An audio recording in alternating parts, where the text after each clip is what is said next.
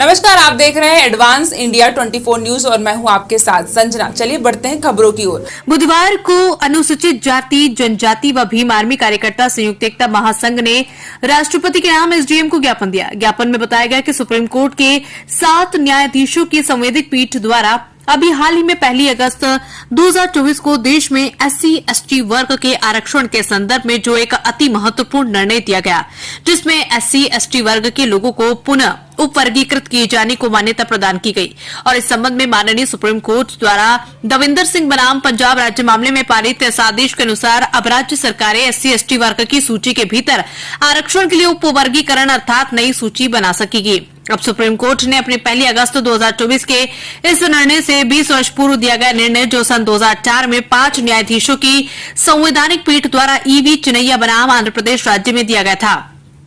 को पलट दिया है, जिसमें SC/ST वर्ग के भीतर किए जाने वाले वर्गीकरण को मान्यता देने से इनकार कर दिया गया था और यह भी कहा गया था कि सुप्रीम कोर्ट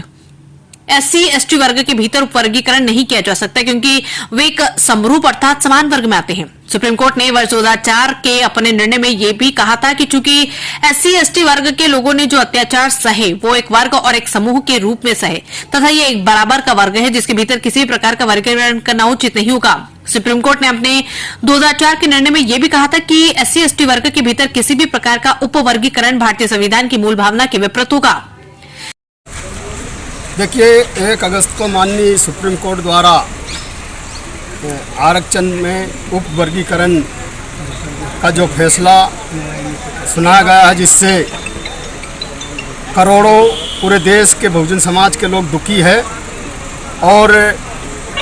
उस कानून को उस माननीय सुप्रीम कोर्ट के न्यायालय को वापस संविधान जो 2 साल 11 महीने 18 दिन में बनाया था, उस संविधान को कुचलने का काम चल रहा है साथियों, और उसके जरिए जो हमारे समाज के लोग SC/ST के लोग 1